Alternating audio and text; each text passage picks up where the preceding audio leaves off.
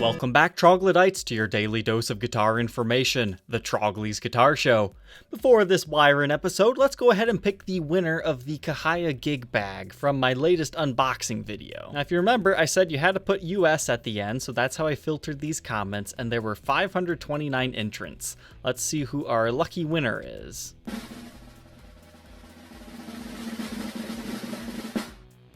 Congratulations, Confessions of a Guitar Addict. I like the gray color as opposed to every bag being black. That's a good comment to win it, because that is one of the striking features of the Kahaya Gig Bags. So if you're sad that you lost, they are on Amazon. They're about 20 bucks. I think they're worth that price, so I'll leave a link in the description. So let's move on to today's topic. This sweet 1955 Gibson Les Paul Goldtop. This one showed up on Reverb yesterday from Gary's Classic Guitars, and if you're not familiar with his shop, he's set up in Loveland, Ohio, and he always has like really nice choice instruments, and they're priced towards the top of the market. However, I've actually met Gary at a few shows. He's a really nice guy. But it's not every day that you see a Goldtop like this one. You can see the entire base side of the body has turned that moldy green color, and that's due to all the play wear, the player's sweat getting into the finish and oxidizing it. I mean, this guitar looks like this due to humidity in general. The rest of the gold on the front also looks pretty aged, but at first glance, I thought this right here was bare wood. But when you look at it closer, I think that's actually the original gold finish with the clear-coated lacquer wiped off of it. So it's pretty fascinating to me that there's actually 4 stages on this guitar. There's the original finished with the ambered over lacquer. There's that same layer where the gold has turned green, and then there's just the gold finish, and then I'm sure in a few locations you've got like the bare wood in this area. And I thought this thing was so cool that it needed a nickname, so I went to my Facebook page and I asked people to give it one. Here's what people replied. Mold Top, Neil Young's Armpits, Dirty Dan, Tina Patina, I like that one. Then there were a bunch of other people that just didn't like it at all.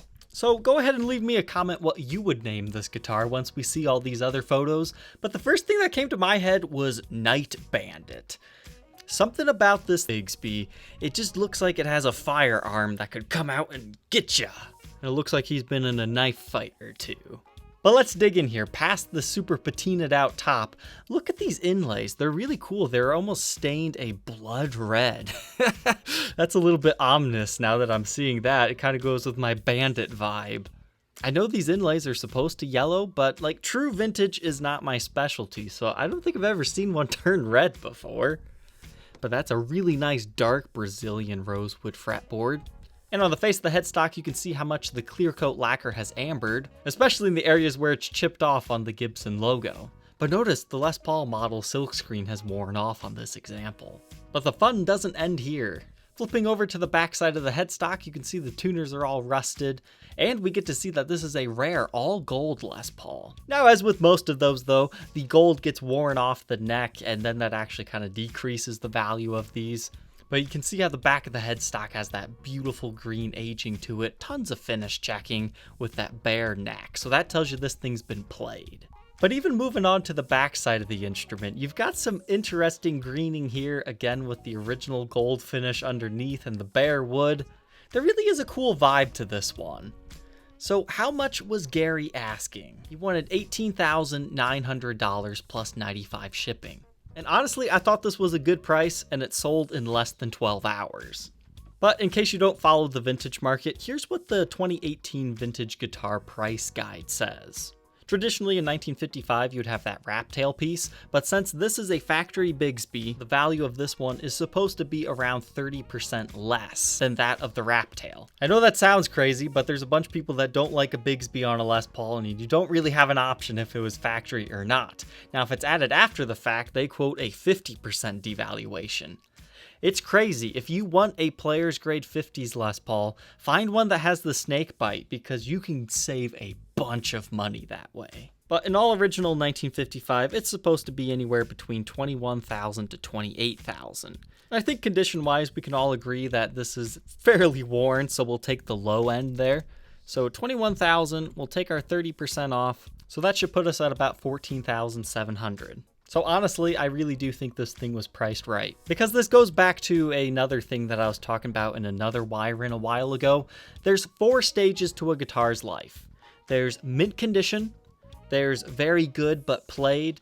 Stage 3 is then when it has some sort of significant wear that makes it unattractive to most people to buy.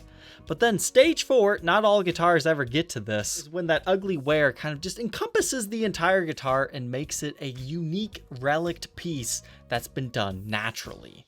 When somebody does a heavy relic, this is usually what they're going for, but this is an original caused by natural distress over the years. And as a guy that watches and participates in the market, usually stage 4 will jump back up to stage 2 pricing. So stage 3 of a guitar's life is when it's least valuable.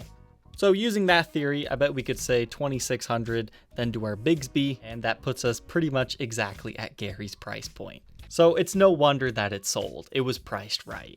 I like the dog bone bridge. It's a little bit goofy. Unfortunately, we don't have a playing sample of this one, but I'll see if I can find another 55 Goldtop.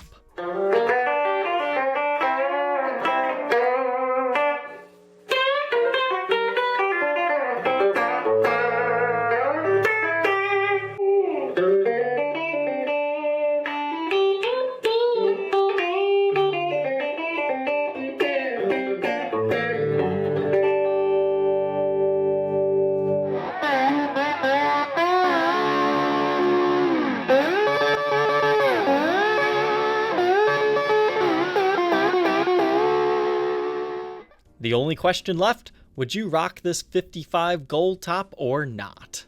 Leave your answer down in the comment section below, as well as what nickname you think it deserves, and we will see you tomorrow on the next episode. Take care. And as our ending note here, yeah, I'm sorry, I didn't have enough time to make the Trade Tuesday episode today, so we're gonna move that to Friday. And if it's on Friday, I think you know what that means.